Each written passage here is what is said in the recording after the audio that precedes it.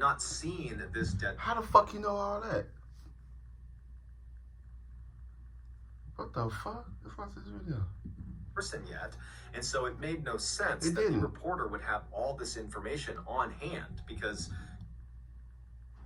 It just popped into my head now. It just popped in my head. The reporter must have did that shit. The reporter did that. He killed him.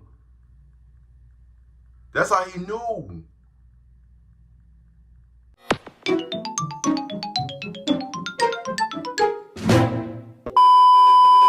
Yo, what's good? What's going on YouTube? It's your boy Q1CB. I'm back with another motherfucking reaction video. You know what I'm saying? Today's I'm back with another Mr. Ballen video. You know what I'm saying? Shout out to the person, the people that told me to react to this. Shout out to y'all. Shout out to y'all. Shout out to y'all. Got you to give a thumbs up. We don't give a thumbs down. Kind of why I really don't care just you too. You know what I'm saying? Today's video I'm going to be reacting to the most insane men on TV. You know what I'm saying? I want to know what this like. You know what I'm saying? It's a 36-minute long video. But without further ado, let's get straight into this video. Let's get it. Come on, let's get it. I'm talking too much. Let's get it. All right. today's final story deals with a destructive, horrible, vile act that virtually anyone can do. However, there are no laws against it. But before we get into today's stories, if you're a fan of the strange, dark, and mysterious delivered in story format, then you've come to the right place because that's all we do, and we upload once or twice every week. So if that's of interest to you, please ask the like button to be the back half of your two-person horse costume for Halloween. Wow, and then when they accept, I like how you doing that. And eating falafel. Also, please subscribe to our channel and turn on all notifications so you don't miss any of our. Turn the notifications on. All right, let's get into today's stories.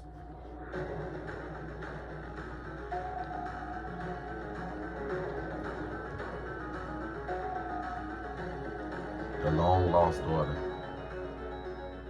In 2007, 60-year-old Michael Dick was living in Bow, East London with his wife and two daughters. While his life was not exactly exciting, it was good. He lived in a quiet and safe neighborhood, and Michael, who used to be a carpenter, was now semi-retired and got to spend the bulk of his time with his friends and family. But that year, something really started to bother him. 10 years prior, Michael had split up with his first wife, and after their divorce was finalized, his ex-wife and the daughter they had together. Pause. I know if anybody who watched all my Mr. Ballen's video, I always make a prediction of what this video is about. You know what I'm saying? What type of story is it? I always make like hypothesis. So this time, I'm gonna say when he said long lost daughter, him and his wife got a divorce, and he left her. Then some years later, he met his long lost daughter. He didn't know that was his daughter. Oh no! It's some shit that he did. It's insane. I don't know. But let's see. Let's watch this video. Her name was Lisa, and she was 21 at the time. Those two stayed in the family home in Sudbury, England, and Michael moved south about an hour and a half to Bow, East London. The divorce had been quite messy, and so Michael had not only lost touch with his ex-wife, he had also lost touch with Lisa. And so fast forward 10 he started years dating his back daughter to 2007, and Michael and Lisa had not spoken since the divorce, and Michael found himself suddenly feeling this unbelievable wave of grief over the loss of his relationship with his first child. And so after speaking with his current wife and his two other daughters, he decided that he had to go find Lisa. He had to be reunited with her. The only problem was he didn't know where Lisa lived, he didn't have her contact information, and he didn't know where his ex-wife was, so he couldn't even ask her how to get in touch with Lisa. However, he did have the street address of where they used to live in Sudbury, England, and so he decided that would be his starting point. So in August of that year, Michael and his two other younger daughters, they hopped in the car and they left Bow, East London, and they headed up to Sudbury. And when they got there, Michael navigated to his old street, which had brick houses lining each side of the road, and he drove down until he spotted his old house, and he parked right out front, and then he alone hopped out of the car and he walked up to the front door. He took a deep breath, and then he knocked on the door.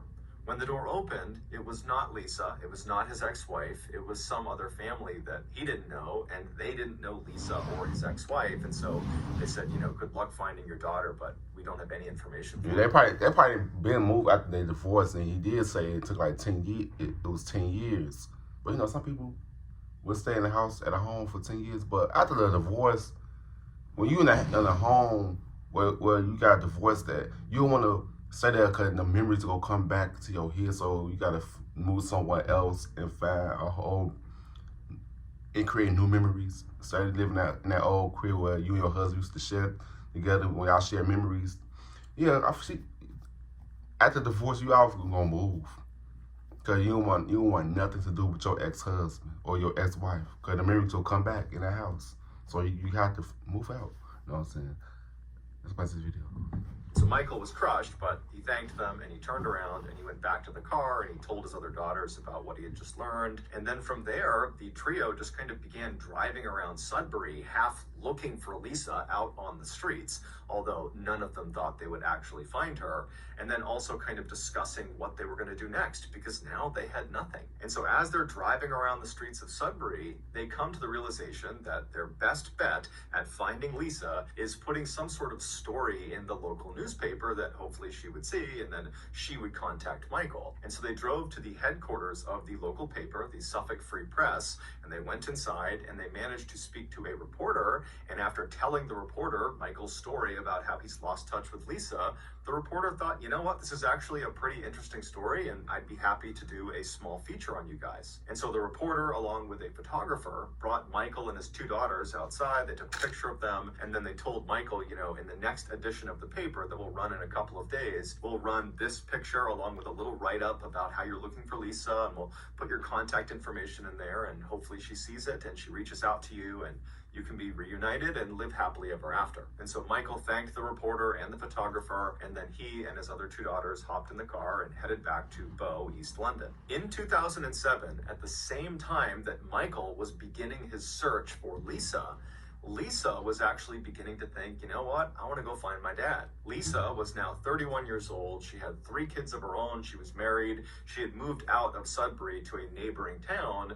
And she was thinking, you know, I really want to have a relationship with my dad again so that my kids can have a relationship with him. And so she began speaking with her mother and with friends about how she should go about finding her dad, because like Michael, she didn't have his contact information. She didn't have a phone number. She didn't know anyone who would. And then when she went on social media to look for him, he wasn't on there. And so she was kind of at a loss. Then one day in August, she was at her office and she was in the break room and she saw a copy of the Suffolk Free Press sitting out on the coffee table. So she picked it up and she began flipping through the pages. And then suddenly she stopped when she saw a picture of herself. She saw her and her mother walking along the streets of Sudbury. She had been in Sudbury. You know, it's so crazy though, how God could make you see things. It's crazy how the universe be working in mysterious ways. It's so crazy though. Like, what made her pick up that paper and look, and she recognized what? It's so crazy though. It's so crazy though. What I always believe the term was, what was meant to be will always come to you naturally. It's crazy how the universe works. You know what I'm saying? That's this video. A couple of days ago to talk to her mom about finding her dad and kind of strategies for how to go about doing that. And then Lisa glanced at the caption for this photo and she nearly fell off of her chair. The man and the 2 girls who were the main focus of this photo that Lisa was in were her father and her 2 stepsisters. She just didn't recognize them. She just saw herself in the back of this photo. So purely by chance, after being apart for over a decade, on the only day that Lisa happened to be in Sudbury talking to her mom about finding her father, she was literally 100 feet behind her father and her stepsisters as they were looking for her and putting out this ad in the paper to hopefully find her. And this one photo the photographer took captured all of them in the same frame. Lisa would, of course, read the article and get her father's contact information. She would reach out, and initially Michael actually thought it was a scam and didn't believe this was actually Lisa calling to say, I found myself in the picture of you in Sudbury. But eventually he was convinced and he drove right out to Sudbury and he got a chance to meet his grandkids for the first time. And today, he and Lisa are still in touch. That's good. Before we get into our next story, I want to talk to you about today's sponsor. BetterHelp. One of the hardest things about struggling with your mental health is that oftentimes you don't actually know you're struggling with your mental health. Exactly. Before I became Mr. Ballen on the internet, I struggled mightily with depression. However, had you asked me at the time how I felt, I would have just thought I had a bad temper, not realizing that my bad temper was a symptom of deeper issues. Luckily, I was able to go outside of my comfort zone and seek out a therapist, and with their help, I was able to change my outlook on life and become a happy person again. Because therapy has had such a positive impact on my life, I recently partnered with BetterHelp, which is a very highly reviewed online therapy platform that I currently use, and I think it's totally awesome. And so far, the people from our strange, dark, and mysterious community who have also given BetterHelp a shot, they've given us permission to share some of their feedback, and as you can see, it's very positive. BetterHelp is super easy to sign up for and use. You just fill out a questionnaire that assesses your specific needs, and then within 48 hours, you are matched up with your therapist. Then you schedule secure video and phone sessions. Plus, you can... I got a question. I got a question. I got a thing I got to say. Y'all, do y'all know that cold water, taking cold showers will reduce stress? That's if you really stressed about something, take a cold shower for like 2 minutes. 2 minutes. And you will feel so much better. I recommend if you're feeling stressed out about something, take a cold shower. That's about this video. Exchange unlimited messages, and anything you share is totally confidential. Also, you can change your therapist at any time for no additional cost. So if you are even considering trying out therapy, I highly recommend BetterHelp as your starting point. If you're interested, make sure you go to betterhelp.com/Mr. Ballen. That is betterhelp.com/Mr. Ballen to get 10% off your first month. Okay, let's get back to the stories. Let's get it. Graphic content. Ooh, you gotta be crazy. If I told you to picture the Amazon rainforest in your head, you would likely picture a dense tropical wilderness full of amazing and exotic animals. And you'd be right, that is a good representation of the Amazon rainforest. Did they destroy the Amazon rainforest? I remember they destroyed a forest. They burnt everything out and killed all the animals. I remember that shit. That's crazy how the world's government would do this to the world's government is the biggest murderer. I swear to God. But what a lot of people don't know is that the Amazon rainforest is also home to a massive city. It's called Manaus, and it sits right in Brazil of the Amazon rainforest, right along the Amazon River. And it happens to be one of the most violent places in the entire world. All it takes in Manaus is simply walking down the wrong street or crossing the wrong person, and you can get shot or stabbed in broad daylight, and there's virtually nothing anyone can do to stop it. In 1989, a 31-year-old former police officer named Wallace Souza decided to make a TV show about what it was actually like to live in his hometown of Manaus. And unlike other crime shows in Brazil that often censored out the most graphic content they covered, Wallace decided he wasn't going to do that.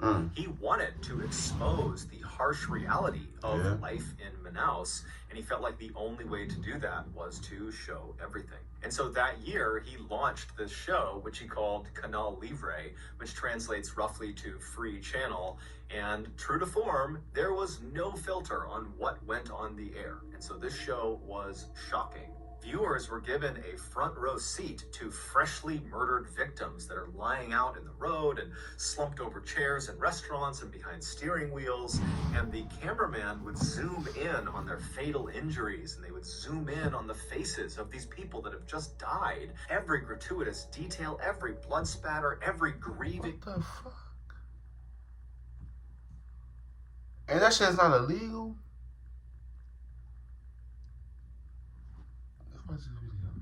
Family member of the victim who's crying out in pain, all of it was shown on They don't care about how they families gonna feel. In between these very dark and violent segments about gang killings and drug deals going wrong, Canal Libre also had a much lighter side. They would bring on local artists to talk about what they're working on, to maybe try to sell some of their goods. The show would also focus on down on their luck families that needed help raising some money, and so the show was designed to get people to donate. And then also, for really no reason at all, there was a segment on the show where this puppet character would get into a fight with a man selling bread. It was a totally bizarre and shocking spectacle, and the people of Manaus loved it. And then eventually the people of Brazil loved it. I mean, this was an extremely popular show. Because Wallace was often on camera on Canal Libre, he became very famous and very recognizable. And so when he would walk around Manaus, people would see him and literally just start clapping and cheering for him. And as he and his it's so crazy though, man. He making money off of off his own city. Like, I don't know, bro. That's some crazy shit. People do anything to get some money and some fame. Like,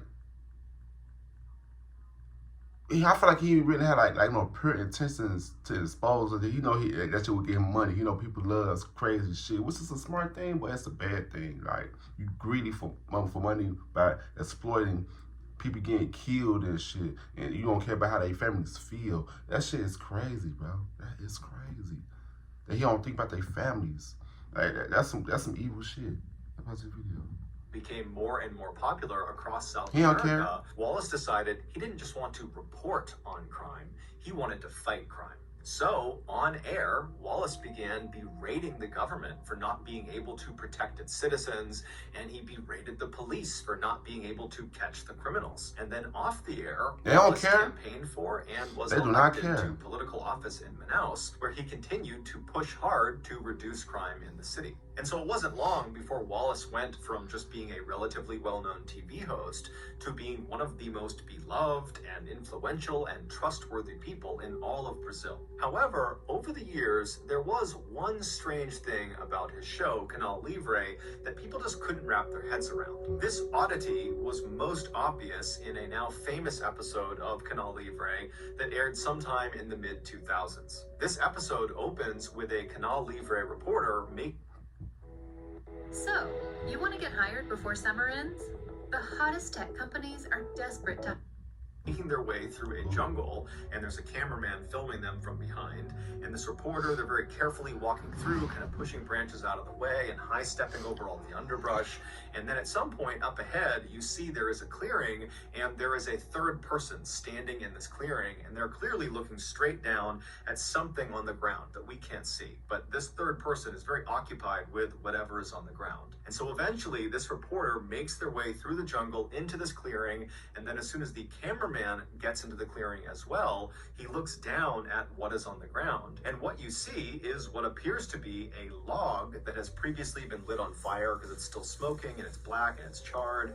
But as the cameraman zooms in, you see there are hands on this log. So you realize it's not a log, it's a human being who's obviously deceased. And based on how badly charred they are and how much they're still smoking, you realize very quickly that this person must have been on fire very recently as probably just a couple of minutes ago. Like right before the camera got here, this person was on fire.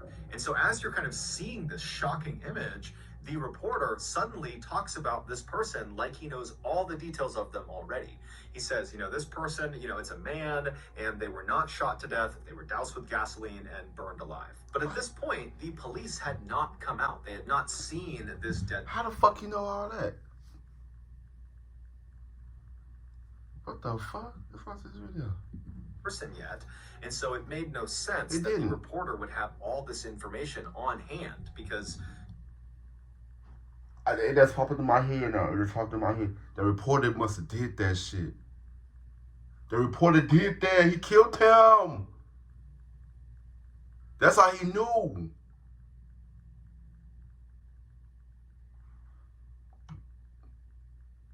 If I'm right, I'm gonna be like, oh my God, bro, that is crazy. If I'm right, the reporter knew. That's why the reporter knew what happened, bro. They murdered that man, bro.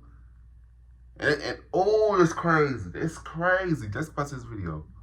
No one knows this stuff yet. And Right. based on just looking at this person's body, it was too badly burned to be able to tell whether it was a man, Right. whether they had been shot Right. or not, or whether gasoline was used. Right. But when Wallace was questioned about where he and his reporters got their information from, he just said, look, we're a very popular show and people call us often before they call the police, and they give us information about what's happening in the city. And we have a huge team. We watch the police headquarters, we listen to the police's radio, we watch the morgue, we have loads of informants all over the city. And so we just get our information really, really quickly. And this answer was enough until 2008. That year, in October, the police arrested a former Manaus police officer who just went by the name Moa, and they accused him of 9 murders. And so they throw him in jail. But Moa, despite the seriousness of the charges against him, seems totally unfazed. It was obvious he had some sort of powerful connection outside of prison, some person or some entity that he fully expected was going to, at any moment, swoop in and magically get him out of prison. But that didn't happen. Moa just continued to sit in jail, and at some point that began to sink in that he was kind of on his own, and so he began to talk. And the story he would tell would shock Brazil. Moa would admit to having killed some people, but he would tell police, look, I'm just the assassin. The person who hired me for these killings is Wallace Sousa. It would turn... What I tell y'all? What I fucking tell y'all? I knew it. Cause it's crazy, cause how the fuck do the reporter know what happened to that man? That's why, it's like they know too much. And I knew it. I said they probably hired some people or they did that shit themselves. Oh my God, that's crazy. That's crazy. Wallace Sousa started his show, Canal Libre, with the best of intentions. But when his show became massively popular and it in turn made... And that's what I'm saying. Y'all remember when I said, I know I keep pausing, I know y'all will get mad, but I don't care. But y'all remember what I said in the beginning, right? I said he was doing that, like he was damn, what the fuck I say? That was some evil shit that he was doing because he was being greedy. He trying to report on what happened in the city. But I say that's some evil shit. Like he don't care about how the families feel. But he was hungry. He was money hungry. He let that shit get to his fucking head, so he would do anything or hire people to do these crazy things. That's why I say that's some evil shit. It didn't sit right with me for a reason. That's crazy. Let's get back to this video. Wallace, also massively popular and powerful, he became corrupt. And at some point, after his meteoric rise, he formed this very powerful drug cartel. And then in an effort to bolster his illegal dealings and to boost his show's ratings, he decided to... Did I just say... Wait, no. I just said that. And that's crazy, bro. That's crazy. Contracting hitmen like Moa to start taking out rival gang members in Manaus. That's what... And he would tell the hitman how he wanted them He got killed, big-headed. where he wanted them killed, and at what time. And then after the hitman agreed to do this, he, Wallace, would go tell his camera crews exactly where to go and at what time so that they would be arriving at the murder scene, literally right as it was happening or right afterwards. That's crazy. Allowing them the opportunity to get all the gory footage before anybody else. It would take the police a year to finally compile enough evidence to charge Wallace with murder, but they would do it in October of 2009, and eventually Wallace would turn himself in. However, he denied everything. And then before he went to trial, he would die of a heart attack in prison. And so we never actually got to learn the full extent of what exactly Wallace Sousa had done, how many people he had assassinated, and how many of them were shown on his TV show. That's but crazy. We do know that at least 3 of his assassination victims were shown on his TV show, one of them being the person that was found out in the jungle. They really were a man. They really had not been shot. They had been burned alive with gasoline at Wallace's discretion. That's crazy. At the end, the person who paid the highest price for the Canal Libre killings was Moa, the hitman who blew the whistle on what was going on with the show. On New Year's Day in 2017... It's crazy that how people would do anything for some money. That's crazy. The love of money is the root of all evil. That shit is crazy. Wow, let's watch this video. A crime syndicate overran the prison where Moa was being held. Now, they had lots of targets of people they were going there to kill, and one of them was Moa. They were furious with him that he spoke to police and gave up information about the drug trade in Brazil. And so eventually, this angry mob of gangsters made their way over to Moa's cell, and when they found him, he was pressed up against the back of his cell wall, basically as far away from the bars as he possibly could be, and he began pleading for his life, and this horde was not having it. They were only there to kill him. And so they all have machetes and knives, and they're looking at him through the bars, and they say, we're going to come in there, we're going to cut you to pieces. And so then they start banging on the door, they're trying to hack the lock open, and Moa, he can't do anything. All he can do is kind of just keep himself all the way to the back of the cell and hope they don't get in. And eventually, they can't open the door, and they know it. And so they do the next best thing. They reach through the bars with a lighter and they light Moa's mattress on fire. And so Moa was trapped. He had nowhere to go. And so eventually the fire reached him and he burned alive. Wow. That's crazy. I think we should explore a few solutions. Wow. Grammarly suggestions catch when you're told. That shit is crazy. In 2010, 18-year-old Renee Marsden was living in Sydney, Australia with her parents and her 3 siblings. Renee was a very outgoing person who had a big circle of friends, and she was also very close with her family, especially her mom, Teresa. Teresa had given birth to Renee when she was only 19 years old, and so now that Renee was a young woman, because of their closeness in ages, the two had become very close friends instead of mother and daughter. And so because of that dynamic, Renee found herself always going to her mother to tell her anything going on in her life. She was her confidant. And that year, something major had disrupted Renee's life, and so naturally she went to her mom and she told her about it. It would turn out Renee's boyfriend of nearly 2 years, who she was madly in love with, well, she discovered he was cheating on her and didn't actually even care about her. He had sent these text messages that basically said as much. And so she confronted her boyfriend with these text messages, and he denied ever sending them. He said, look, I've never cheated on you. I don't know where those came from. I promise I've been faithful to you this entire time. But Renee just wasn't buying it, and so she had felt forced to break up with him. And so Renee naturally had turned to her mother for comfort and guidance. But Teresa, all she could really offer her daughter was, to remind her that time heals all wounds, and that certainly... And let me predict this story. I know I do predictions every time. In this story, Renee's mother probably talked to the dude.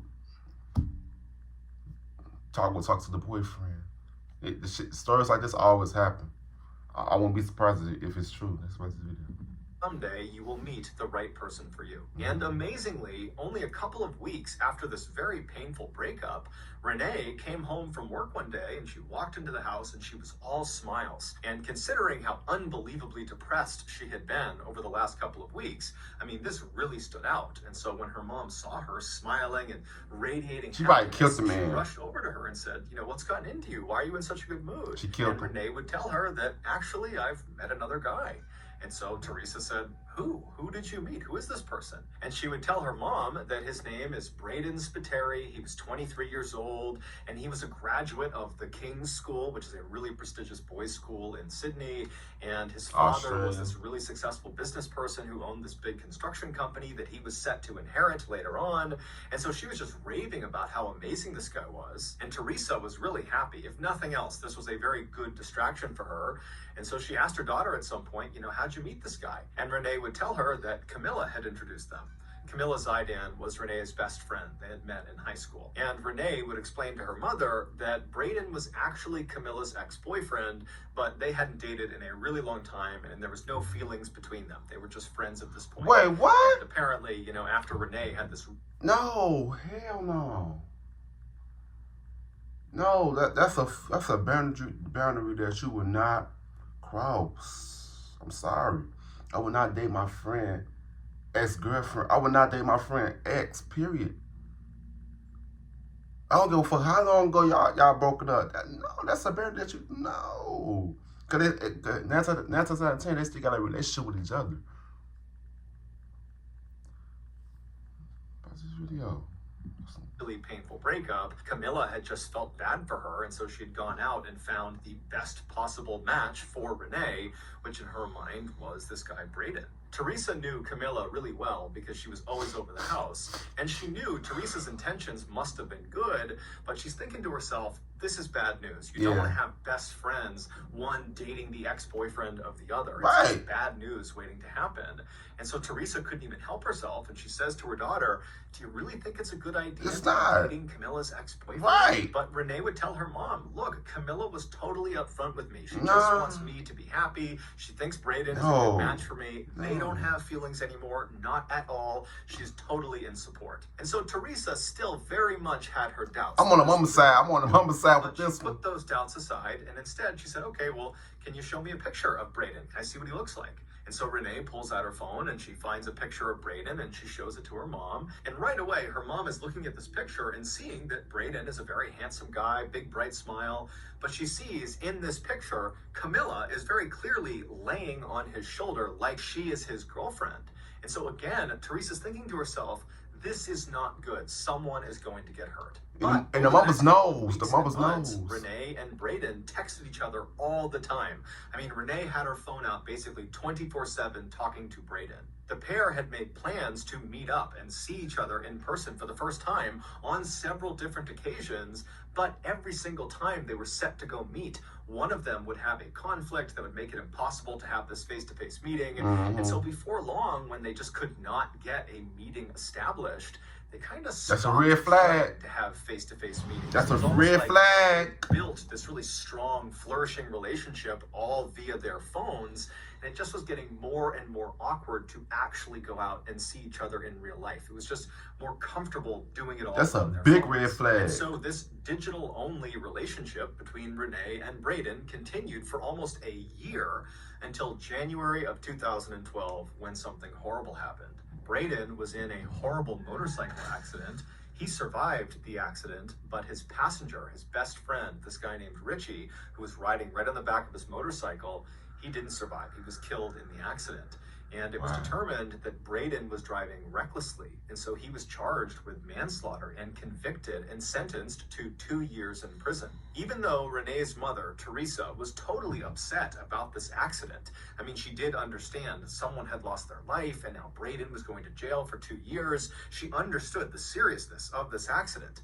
But at the same time, there was a part of her motherly, protective side of her, that was kind of relieved for her daughter. She figured with Braden being out of contact for 2 years in prison, that their relationship would end and Renee could go pursue somebody else who was not an ex-boyfriend of a close friend and was someone that she could actually see in person and not just have to text with all the time. But surprisingly, after Braden was transferred to Goulburn Prison, which is where he'd be serving his 2-year sentence, it's located about 2 hours to the south of Sydney, his family smuggled a phone somehow into this jail and he was able to continue texting with Renee. And so after he was incarcerated, they just picked up their relationship like nothing had changed. Now, Renee's family did not like this development, and they told her as much. They thought this was a bad idea, that this was the wrong path for her, but Renee didn't care. She was totally in love. And in fact, over the first couple of... Love is blind.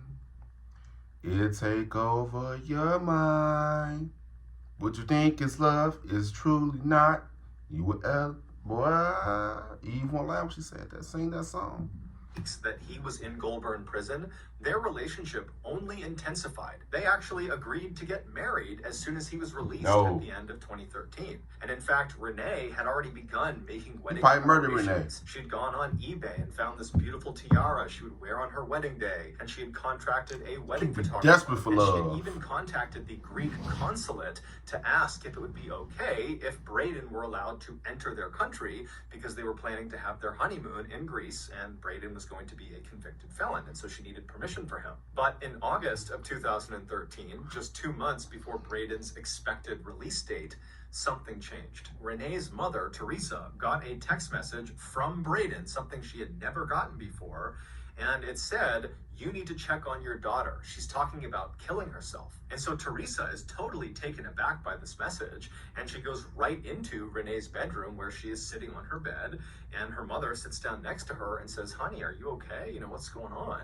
And Renee would look up at her mom and say, yeah, you know, I'm fine. What's going on with you? And then Teresa would hold out the phone and show her the text message from Braden. And as soon as Renee saw it, she kind of sighed and looked at her mom and said, I'm not going to hurt myself. We just broke up. Our relationship is over. Teresa knew this was going to be an extremely hard stretch of time for her daughter with another painful breakup here. But at the same time, Teresa thought to herself, this is probably for the best. That relationship just had bad news written all over it from the start, and so now she can begin to heal and move forward with her life. And so Teresa and Renee would sit in the room for a while just chatting on the bed, and then eventually Renee would tell her mom that her plans that night were to go out with her friends and cut loose and kind of just forget about this whole thing. And so Teresa sat in her bedroom on her bed as her daughter stood in front of the mirror and got ready, and then once Renee was ready, she and her mom hugged and kissed, and then Renee told her mom she'd be back soon, and then she left the house. A few hours later, Teresa received a text message from her daughter, and it started with, Mom, I love you so much, and I'm sorry for the pain I'm about to cause you. You can still talk to me though, just call out my name and I'll be there. Teresa read this message and didn't really know what to make of it. She knew her daughter was almost certainly very upset about this breakup, but she didn't really understand the context of this message, and so she called her daughter. She didn't pick up, so she called her again, and after that second time her daughter didn't answer, she sent her a text message that just said, please call me back. But she sat there kind of waiting for her daughter's call, but it never came. And so Teresa, starting to feel a little bit worried about her daughter, she called Camilla and she asked her, hey, have you talked to Renee tonight? Because I can't get in touch with her. And Camilla would tell Teresa that actually, yeah, I just got a very strange text message from her that just said, I love you, I'm sorry. And so at this point, the two women understood that there could be something very wrong with Renee. And so they met up and drove all around Sydney, going to all the places that Renee was known to go to. But after several hours of looking and not hearing back from Renee, they really didn't know what to do. And so the two women drove back to Teresa's house, so Renee's house, and they went inside and they sat down. And at that point, Teresa's husband and the rest of Renee's siblings, they were all there, and everyone's just kind of sitting around wondering what to do next, when around 9:30 at night, they heard a knock on the door. And it was the police coming to inform them that they had found Renee's car parked in an area that it shouldn't have been, but Renee wasn't there. And so they were coming to ask if they knew where she was and why her car might be out there. And so at this point, the family is totally terrified. They tell the police about these strange text messages, and then before long, the parents just rush outside, they hop in their cars, and they drive out to where their daughter's car is. And where Renee's car was parked was in an area called the Gap. It basically was this sheer cliff overlooking the ocean. The parents got out and they searched their daughter's car, but there was no sign She killed herself based on the car. And so they began running up and down the cliffs. There was a sidewalk that kind of ran parallel to the edge of the cliff, and they're running up and down, hoping they're going to find their daughter, but there's no sign of her.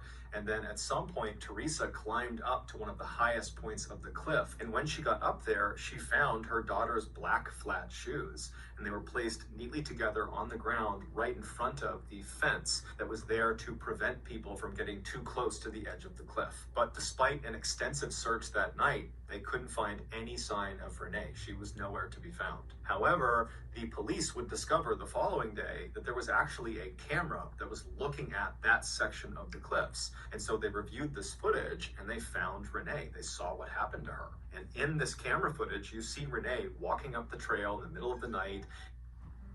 Can a company make she killed herself over a boy? It's a company that's that is pursuing crazy, 100% bro. renewable energy in our operations and aiming That's to crazy. protect millions of acres of land.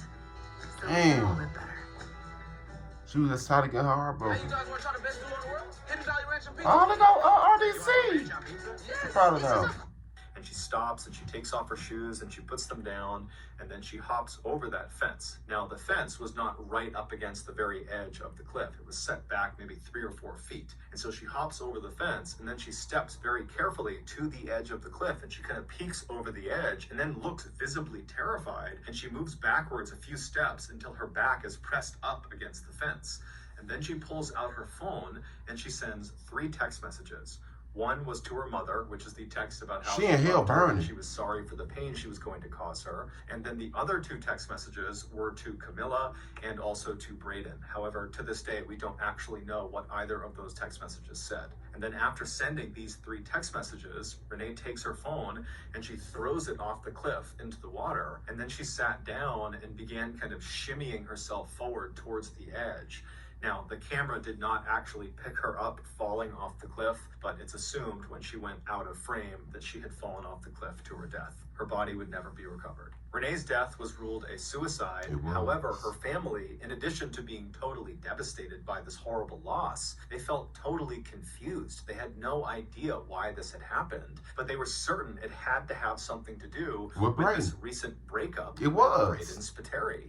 And so they tried to get in touch with Braden, but he wasn't getting back in touch with them. If you commit suicide, so the family contacted the... If you commit suicide, you going to hell, like hell, cause oh my God, bro. She didn't have to fulfill her mission, man.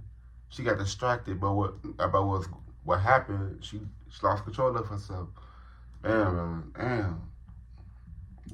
Police and said, can you reach out to the prison where he is and set up a meeting? And so the police obliged them and they called Goulburn Prison.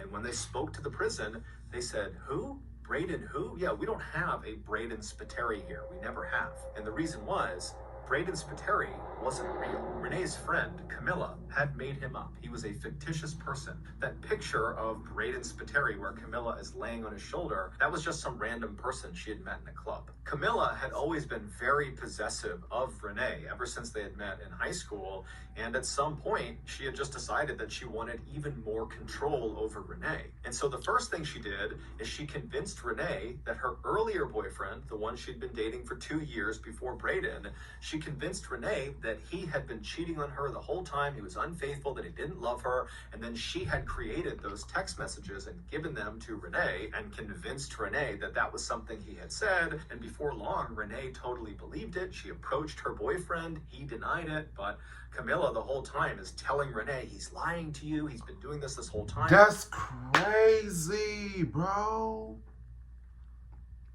I'll take whatever back what I just said. She didn't commit suicide. Oh my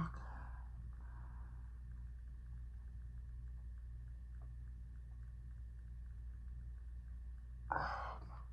That's crazy as hell. Let's watch the video. I know he's a bad guy, and so Renee had listened to her best friend, and she had severed that relationship. And then almost immediately after that, Camilla swoops into the rescue and connects Renee with this Braden guy, Camilla's supposed ex-boyfriend. Fake-ass jealousy really shit. Was just Camilla on the other side of the phone. And for nearly 2 years, Camilla kept this charade up, and Renee completely believed this was a real person. That's why they don't do no face-to-face shit. And eventually, in June of 2013, so 2 months before Renee died, she confided in Braden, aka Camilla, that her friend Camilla was toxic and mean and controlling, and she didn't want to be her friend anymore.